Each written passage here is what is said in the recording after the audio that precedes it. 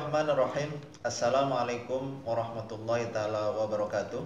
Waalaikumsalam warahmatullahi wabarakatuh. Alhamdulillahilladzi arsala rasulahu bil huda wa dinil haq liyuzhirahu 'ala dini kulli walau karihal kafirun. Mari sama-sama kita panjatkan puji syukur kehadirat Allah Subhanahu wa taala ilahi rabbi yang telah menganugerahkan kita semua sehat walafiat. Bagaimana Pak Dokter, sehat hari ini? Alhamdulillah sehat dan semangat Pak Idrus. Ya. Walaupun kita di masa COVID-19 yang tahun ketiga ini, mudah-mudahan kita tetap sehat dan tetap bersemangat ya Pak Dokter. Amin. Ya. Sehat. Sahabat siniar LPNP NTB yang saya hormati dimanapun Anda berada, pada saat ini kita akan membahas tentang kurikulum merdeka.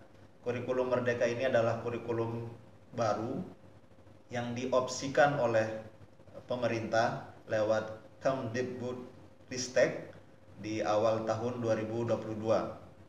Untuk mengetahui tentang kurikulum merdeka ini, bersama kita hadir Bapak narasumber, Bapak Dr. Wirman Kasmayadi, MSI. Siap Pak? Siap, insya Allah kita bagi. Kita akan mendengarkan tentang kurikulum ini. Nanti awal pertemuan kita beliau akan memberikan penjelasan atau memberikan wawasan kepada kita tentang bagaimana sebenarnya awal muncul kurikulum merdeka ini. Untuk efektifnya waktu, mari kita persilakan Pak Dokter untuk menyampaikan. Silakan Pak. Baik, terima kasih Pak Idrus. Bapak Ibu hadirin yang saya hormati dan saya banggakan, alhamdulillah pada kesempatan hari ini kita bisa berbagi dalam episode siniar LPMP Nusa Tenggara Barat, dan ini kesempatan yang sangat baik untuk kita manfaatkan untuk sama memperkuat dan memperluas literasi kita tentang kurikulum merdeka yang memang telah menjadi kebijakan dari Kemdikbudristek.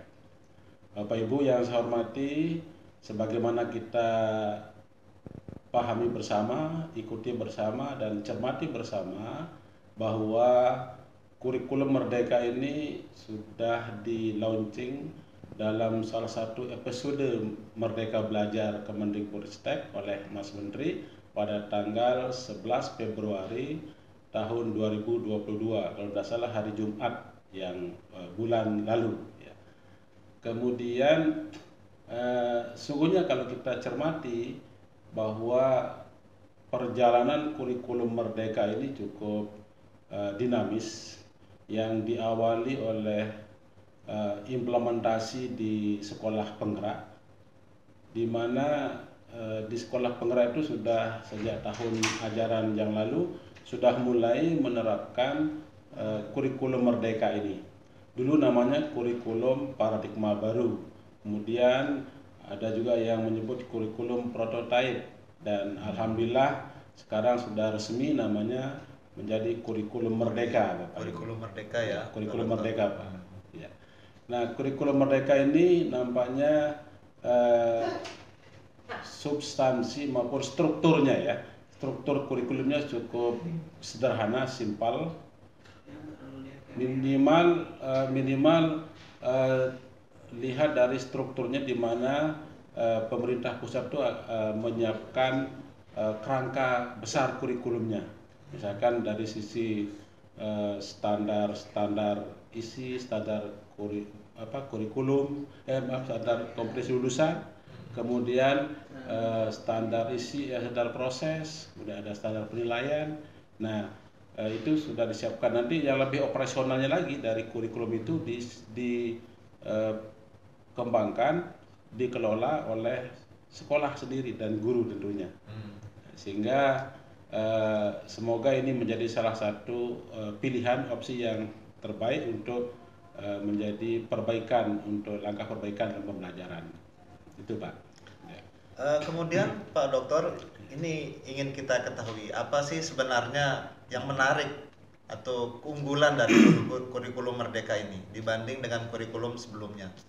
Karena kita ketahui ini kan secara tatap muka adik-adik peserta didik kita ini sangat terbatas sekali, apalagi setelah ada varian COVID-19 yang namanya Delta, sekarang ada Omikron.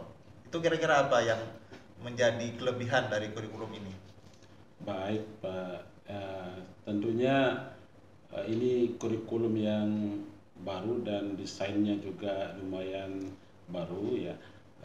Kita bisa melihat dari ini. Sungguhnya saya mau gambarkan dulu secara struktur kurikulum ini. Gambaran besarnya adalah ada di program intrakurikuler itu ada namanya konten mata pelajaran plus nanti ada proyek penguatan profil pelajar Pancasila. Nah ini dua besaran itu yang mewarnai di kurikulum Merdeka ini. Itu masuk ke intrakurikuler. Nah di samping kurikuler juga ekstrakurikuler yang lain. Nah untuk yang menjadi cukup menarik yang berbeda sekarang, kalau dulu kan di kurikulum sebelumnya profil pelajar Pancasila itu kan ada yang dikenal dengan penguatan karakter dulu. Itu terintegrasi saja dalam berbagai mata pelajaran. Nah kalau sekarang itu terimplementasi dalam suatu proyek pembelajaran berbasis proyek. Nah ini dalam pembelajaran berbasis proyek ini nanti anak-anak kita akan lebih leluasa untuk ini, dalam artian mereka akan lebih peduli, merasa kepemilikan atau ownership terhadap lingkungan mereka itu atau isu-isu aktual di lingkungan itu mereka akan bisa jadikan bahan untuk belajar. Nah sehingga tema-tema dalam profil pelajar Pancasila itu akan diangkat dari kearifan lokal di daerah, di sekolah, dengan dekat dengan sekolah dan di daerah. Nah sehingga di sana nanti akan mendekatkan sesungguhnya anak-anak kita, siswa kita dengan apa yang ada di sekitarnya. Ini yang menarik sekali. Ini peluang yang besar untuk kita mendekatkan itu. Karena yang menjadi kegalauan kita di dunia pendidikan sekarang, anak-anak itu walaupun daerahnya pertanian, peternakan, perkebunan, mereka tidak mau ke sawah, tidak mau ke kebun, tidak mau mengurus ternak. Nah, tapi kalau nanti dalam proyek profil pelajar Pancasila ini, anak-anak itu ada kurikulumnya yang mendekatkan mereka untuk mau mengenal lingkungannya lebih luas, maka itu peluang yang bagus untuk kita mendekatkan anak-anak dengan potensi lingkungan. Dan yang lain lagi, dulu kan kita mengenal kurikulum awalnya kan kurikulum paradigma baru. Nah yang prinsip sekali dari kurikulum ini adalah pendekatan pembelajarannya Pak ini. Di mana pendekatan pembelajarannya adalah menggunakan pendekatan paradigma baru. Nah paradigma baru ini yang yang adalah pendekatan pembelajaran berbasis kemampuan siswa atau dikenal dengan teaching at the right level. Nah pendekatan ini sesungguhnya begini, karena kita akui bahwa siapapun anak-anak kita di kelas itu sesungguhnya kan punya keragaman kemampuan, keragaman minat dan seterusnya. Nah itulah yang menjadi dasar bagi Bapak Ibu guru merencanakan pembelajaran di kelas. Nah ini sehingga disebut kurikulum paradigmanya sudah bergeser, berpusat pada siswa. Kurikulum Merdeka ini bagaimana desain pembelajaran itu berpusat kepada siswa. Nah untuk bisa berpusat kepada siswa, maka guru harus mengetahui potensi kemampuan siswa. Bagaimana cara mengetahuinya? Maka guru-guru di awal-awal itu harus melakukan asesmen awal atau asesmen diagnostik awal, baik itu kognitif maupun non-kognitif. Nah ini kalau guru sudah mengetahui kemampuan awal siswa, maka mereka akan bisa merencanakan dan melaksanakan pembelajaran sesuai dengan potensi kemampuan siswa. Di samping itu anak-anak kita ini kan gini, punya gaya belajar yang berbeda-beda Pak. Ada yang senangnya bergerak, ada yang senangnya mungkin mendengar, atau senangnya membaca. Sekarang kan anak-anak kita tuh lebih senang belajar dari konten-konten YouTube misalkan. Ya, digital. Nah, digital itu kan jarang mau membaca dan seterusnya. Nah, ini salah satu potensi juga yang perlu diperhatikan oleh guru. Oh, si A ini lebih senang yang belajar yang kinestetik atau bergerak, mungkin kita bisa ajak mereka di mana. Lalu tidak menutup kemungkinan ada anak-anak kita yang mengalami kesulitan belajar fungsional, Pak. Dalam artian gini, misalkan anak kita di SD kelas 1, 2 atau kelas rendah itu kan ada yang tingkat literasinya membacanya kan beda-beda, Pak. Ada yang sudah baru mengenal huruf, suku kata. Ada yang sudah Bahkan ada yang sudah bisa membaca ya. Membaca juga di paragraf. Ada mungkin sudah levelnya lebih membaca pemahaman, level cerita dia sudah bisa pemahaman. Nah, guru kan perlu memperhatikan ini. Kalau anak-anaknya bisa baru level huruf, suku kata, ya harusnya difokuskan di situ dengan bahan-bahan belajar yang berbeda. Tapi kalau anak-anak sudah level pemahaman, maka diberikanlah bahan-bahan yang memang berbasis menguatkan pemahaman mereka. Nah, inilah yang perlu poin utama dan pertama dari kurikulum Merdeka ini adalah bagaimana potensi kemampuan siswa, lalu bagaimana profil belajar siswa, karakteristik belajar itu yang menjadi perhatian guru, sehingga supaya pembelajarannya berpusat pada anak-anak kita. Prinsipnya yang sangat mendasar itu, Pak. Ya. Kemudian bagaimana ini kan tadi berpusat pada siswa ya, kurikulum ini. Bagaimana tata kelola oleh sekolah untuk memfasilitasi kurikulum ini supaya bisa diimplementasikan di sekolah tersebut? Apakah mungkin kepala sekolahnya atau mungkin gurunya gitu? Silakan di. Baik, betul sekali. Dalam implementasi kurikulum ini, karena tadi ya di sekolah tentunya, karena sekarang kewenangan atau itu sekolah itu kan kewenangannya cukup luas, cukup besar dalam kurikulum ini. Pemerintah pusat kan hanya menyiapkan kerangka besarnya. Misalkan pemerintah sekarang kan sudah menyiapkan SKL dengan Permendikbud Ristek nomor 4 tahun 2022 itu SKL. Lalu pemerintah menyiapkan standar isi Permendikbud nomor 5 tahun 2000, Permendikbudristek nomor 5 tahun 2022 juga standar isi. Nanti kita akan keluar juga Permendikbud yang lain terkait dengan standar penilaian, standar proses, standar PTK dan seterusnya. Lalu ada juga sekarang ada Permendikbud nomor 59 2022 juga tentang pedoman implementasi kurikulum Merdeka juga sudah ada. Bahkan terkait lebih lanjut dari standar isi ini nanti Badan Kurikulum dan standar pendidikan itu Badan Standar dan Kurikulum Pendidikan itu ada mengeluarkan keputusan kepala badan tentang capaian pembelajaran. Nah, karena sungguhnya sekarang Bapak Ibu di kurikulum Merdeka ini SKL masih kita tetap mengenal SKL, standar-standar itu masih muncul. Yang 8 standar ini yang tetap ada, tapi standar-standar yang baru keluar standar 2 standar ini yang sudah yang standar SKL dan standar isi. Lalu standar lain sedang dalam proses. Nah, standar untuk implementasinya itu ditetapkan dengan lebih lanjut dengan peraturan kepala badan standar tadi dan asesmen kurikulum dan asesmen pendidikan. Nah, sehingga nanti kita akan perlu menunggu dan terus belajar berliterasi tentang perkembangan kurikulum ini.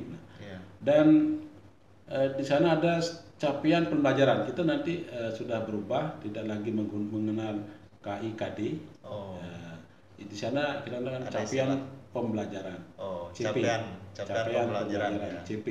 Nanti CP ini akan dijabarkan menjadi menjadi alur tujuan pembelajaran dan menjadi tujuan pembelajaran sampai nanti ke modul ajar. Nah, sehingga di level kementerian, level pusat, pemerintah itu sudah dari menetapkan standar-standar sampai capaian pembelajaran dan panduan-panduan sudah cukup. Nanti di level sekolah itu bagaimana mengembangkan kurikulum, bagaimana mengelola kurikulumnya itu di level sekolah. Misalkan bagaimana mengembangkan ATP, mengembangkan tujuan pembelajaran sampai menjadi modul ajar, Iya. sampai mengelola penilaian itu menjadi kewenangan sekolah. Yang penting pemerintah tuh memberikan rambu-rambu untuk prinsip pembelajaran dan asesmen itu ditetapkan. Lalu kalau sekolah sudah mau implementasi di lapangan, maka mereka cukup mengacu kepada prinsip-prinsip pembelajaran dan asesmen tadi. Iya. Sehingga tantangannya memang ini, tantangan dari lapangan, bahwa di lapangan di sekolah kita membutuhkan guru yang memiliki daya juang, semangat yang tinggi untuk bisa mengimplementasikan ini. Tapi sekarang kan pemerintah tidak memaksakan kita untuk langsung given, tapi pemerintah mendorong kita mulai dari awal menerapkan sambil belajar, Pak. Sehingga nanti berproses. Bahkan kurikulum ini kan akan difinalkan, ditetapkan secara nasional tahun 2024. Ya, masih ada 3 tahun lagi ya Pak Dokter ya. 3 tahun lagi kita belajar, sehingga kesempatan awal tuh sekarang di tahun 2020 pun boleh, ajaran baru boleh sekolah mulai menerapkan untuk sambil belajar. Nah itu. Dan bahkan untuk implementasinya ini pemerintah sudah menyiapkan berbagai bahan, Pak. Berbagai bahan, misalkan dari bahan-bahan yang berupa buku ajar. Buku ajar tuh faktanya berupa referensi, Pak. Referensi sekarang batchnya adalah tidak ada buku wajib apa gitu. Dulu kan ada buku guru, buku siswa. Sekarang masih tetap ada masih ada buku, tapi buku guru, buku siswa, buku untuk orang tua tuh ada. Yang banyak tuh buku guru siswa, tapi buku guru siswa ini adalah sifatnya referensi, Pak. Referensi. Tapi tetap nanti eksekusi dan real di lapangan itu adalah kembali ke guru. Sehingga tidak ada istilah bukunya harus pakai buku ini tidak. Guru-guru kita akan bisa memodifikasi bahan dari referensi yang tersedia untuk merencanakan pembelajarannya sesuai dengan kebutuhan siswa, kemampuan siswa tadi itu. Ya. Bahkan buku-buku ini sudah melalui proses yang panjang, Pak. Ada proses kurasi namanya. Siapapun yang mau menulis buku, yang penting sudah ditetapkan panduannya buku minimal, proses kurasi itu oleh pusat perbukuan itu dilakukan terus. Sehingga referensi ini akan bertambah terus, Pak. Referensi ini dan bisa kita akses melalui itu. Ada kita mau download di laman itu https://kemdikbud.kurikulum.kemdikbud.go.id. Nah, di sana informasinya ada. Di situ kan tentang sistem informasi kurikulum nasional. Itu ada di situ. Kita bisa akses di sana. Bapak Ibu yang ingin memperbanyak berliterasi tentang kurikulum, tentang perkembangan baru, itu bisa kita akses di sana. Ya. Dan yang tak kalah pentingnya nih, dukungan yang menarik untuk implementasi itu ini, Bapak, bahwa ada platform Merdeka Mengajar (PMM). Ya, itu bisa diakses oleh semua guru, kepala sekolah. Yang penting memiliki akun belajar ID. Nah ini sekarang, ini yang menjadi poin kita, karena belum semua kita memiliki akun belajar itu, sehingga bisa diproses, diusulkan oleh tim di sekolah maupun di dinas, supaya pemangku kepentingan itu di sekolah, di daerah itu, pengawas, kepala sekolah tetap cepat memiliki akun belajar ID ini. Karena kita mau mengakses bahan, mau mengakses salah satu di Merdeka, di platform digital Merdeka Mengajar itu, kita menggunakan itu. Akun itu ya. Ya, nanti di platform Merdeka Mengajar tuh bisa. Itu kalau buat akun itu sebenarnya enggak susah ya? Enggak susah, Pak. Kita cukup mengusulkan melalui suatu tautan, link nanti ke pihak Pusdatin namanya. Nanti akan direspon dan akan kita berikan akun. Tapi setelah dapat akun cepat diaktifasi. Itu kuncinya. Oke, ini Pak Dokter, ini kan kita taruhlah tahun 2022 ini merupakan masa kebangkitan pendidikan kita ya, setelah 2 tahun diterpa oleh pandemi ya. Dan kita melihat antusiasme pendidikan kita ini mulai bangkit di tahun ini ya. Lalu kemudian setelah ada kurikulum baru ini membuka opsi bagi sekolah untuk bisa memulihkan peningkatan pembelajaran di sekolah. Terus pertanyaan saya itu bagaimana opsi ini? Apakah sekolah harus meninggalkan kurikulum yang lama kemudian memilih ini atau bagaimana? Baik, menarik sekali pertanyaannya Pak. Betul sekali. Sekarang ini di tahun ajaran 2022-2023 Ya. atau tahun ini ya, Iya. ini nanti pemerintah sudah membuka opsi pilihan untuk kita mau mencoba kurikulum merdeka juga bisa. Oke. Ya, sekarang sehingga tahun 2022 ini ada pilihan kurikulum itu ada 3. Mulai kurikulum 2013, Iya. kurikulum merdeka, Heeh. dan kurikulum darurat yang Ya, tahun lalu sudah ya. kita kenal. Di awal tahun 2020 itu Ya, ya. betul. Nah, sekarang sungguhnya juga kenapa opsi ini menjadi dibuka? Sungguhnya ini bagian dari upaya kita belajar bersama dulu tentang kurikulum ini, sehingga kurikulum ini kan dulu namanya paradigma baru, kemudian prototipe, itu kan sebenarnya itu adalah proses uji coba akan belajar. Dan sekarang tahun lalu kan kurikulum merdeka ini kan diterapkan di sekolah penggerak. Di situ sudah ada proses validasi dan seterusnya, sehingga sudah ada evaluasi perbaikan dari struktur dan seterusnya, maka ditetapkan sekarang menjadi kurikulum merdeka kan tahun ini. Nah, sekarang sekolah-sekolah kita yang penting punya kemauan, tidak hanya syaratnya itu ya, kemauan. Semua sivitas akademika di sekolah punya kemauan untuk menerapkan kurikulum ini atau belajar bagaimana menerapkan kurikulum ini, itu dibuka ruang terbuka. Tinggal hanya nanti di website Kemdikbud kurikulum.kemdikbud.go.id itu ada tautan di sana untuk daftar. Nanti kalau sekolah sudah memutuskan untuk bersama-sama mau menerapkan mengimplementasikan kurikulum ini, maka cukup mereka daftar di sana, Pak. Ada kriterianya nggak sekolah yang mau daftar untuk Ya.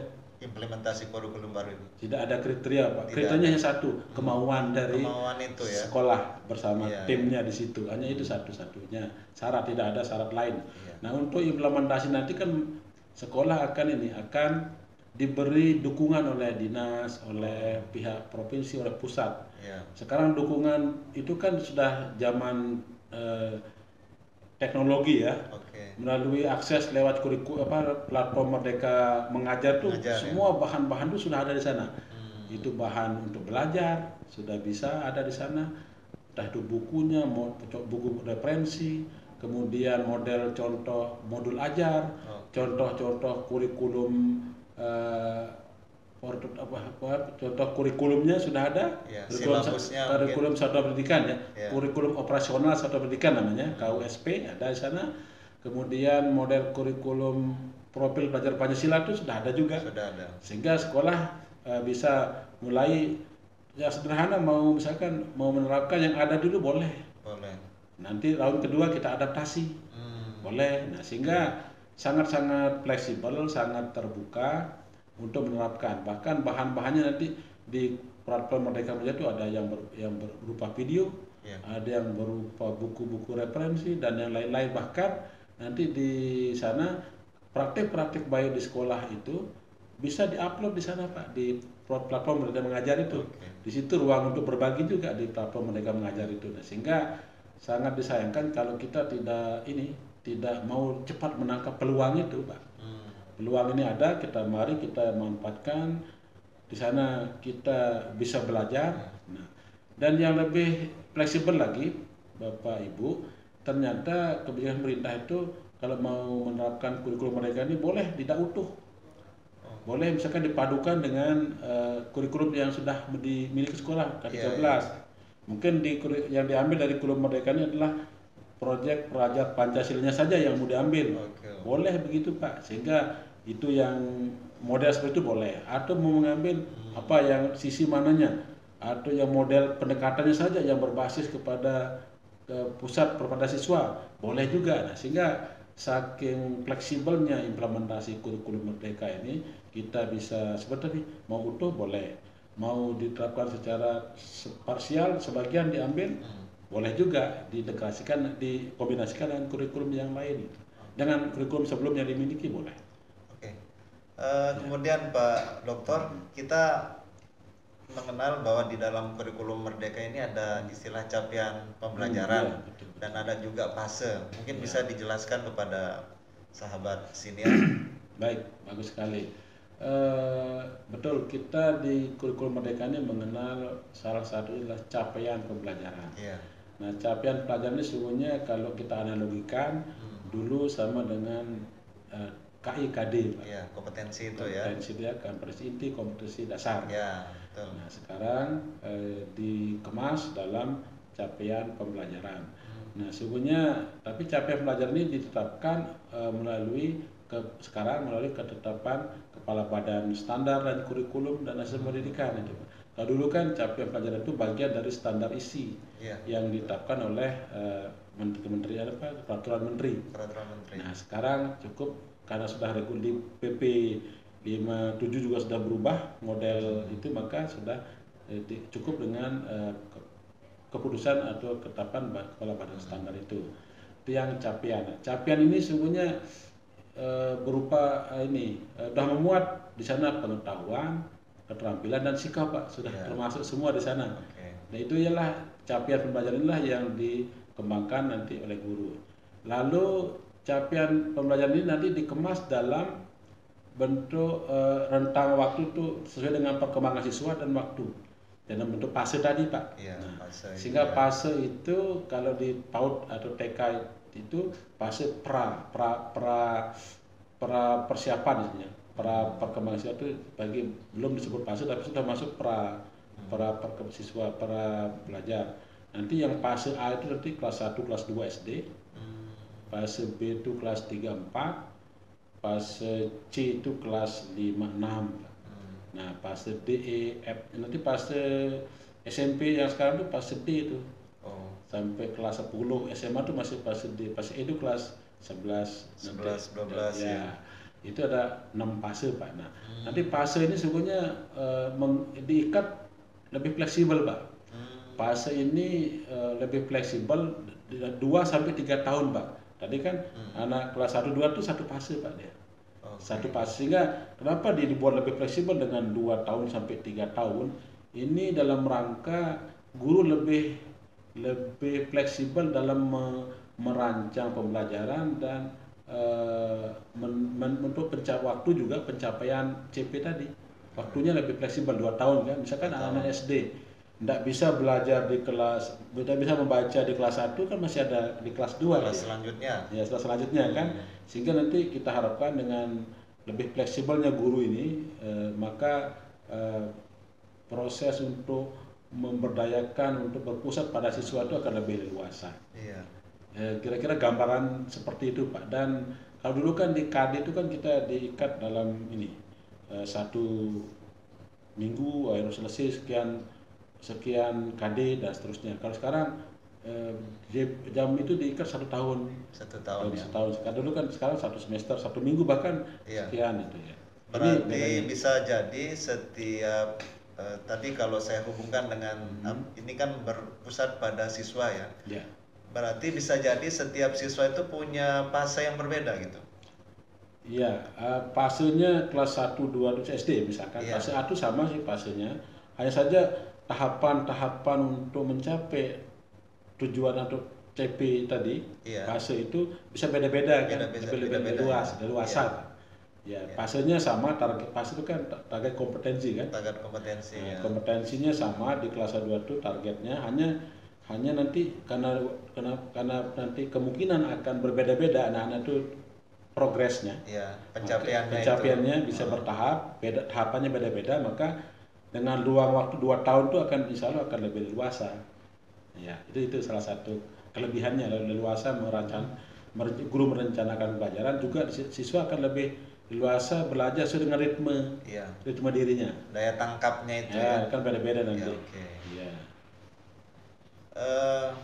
Mungkin untuk yang terakhir Pak Dokter, kita bisa dikasih tahu kira-kira di wilayah kita di Nusa Tenggara Barat ini sudah ada nggak sekolah yang sudah menerapkan kurikulum ini? Oh iya. Mungkin bisa secara keseluruhan atau mungkin secara sebagian. Baik. Eh, di kurikulum Merdeka ini tahun ajaran 2021 2022 ini sudah banyak sekolah kita di sekolah penggerak, Pak. Sekolah penggerak itu sudah mulai menerapkan itu di Lombok Timur dan Kota Bima. Kalau tidak salah sekitar 100-an sekolah totalnya dari Jadi PAUD, SD, SMP, secara jenjang sudah ada ya, dari Semua jenjang. semua jenjang ya, SD, SMP, SMA, SMK juga ya. Sudah SMK Sudah. itu namanya melalui prosedur SMKPK namanya. Oh, Sudah semua sudah jenjang ya. sudah ada dari PAUD maka sudah ada, dan kita juga bisa belajar dari mereka. Dan sekarang kan dibuka Bagi yang ingin lebih jauh, ya, mendalami mendalami bisa kita lebih jauh belajar ya. di sana, bisa. Juga misalkan ada sekolah yang mau menerapkan sekarang, bisa sambil membelajar dari referensi yang ada sambil kita berkunjung ke sekolah-sekolah itu, bisa kita belajar banyak di sana, dan mereka juga sangat terbuka untuk menerima kita Ya, belajar yang bisa memfasilitasi ya. ya, mereka sanggup dan siap memfasilitasi. Saya juga sering berkunjung ke mereka ke sekolah penggerak itu dan diskusi apa gitu. Nah, di samping itu ada bahkan lewat ini di Lombok Tengah, Lombok di Bima, di Lombok Timur itu ada juga yang sudah menerapkan pendekatan paradigma baru tadi, berbasis pada kemampuan siswa atau berpusat pada siswa, walaupun belum kemasannya dalam Merdeka Belajar, tapi fokus ke literasi numerasi. Mereka juga bisa kita belajar di sana bagaimana mereka mengimplementasikan pembelajaran yang berpusat pada siswa itu sudah ada sebenarnya. Artinya praktik-praktik baik mereka itu di sekolah yang menerapkan paradigma pembelajaran berbasis siswa itu, dan juga di sekolah penggerak sudah banyak kita bisa belajar di sekolah-sekolah yang sudah itu, Pak. Sangat-sangat terbuka peluang itu. Ya. Terima kasih Pak Dr. Wirman atas penjelasannya tentang kurikulum Merdeka. Sama-sama, Pak. Sahabat siniar LPMPNTB, itulah bahasan kita pada siniar kali ini tentang kurikulum Merdeka.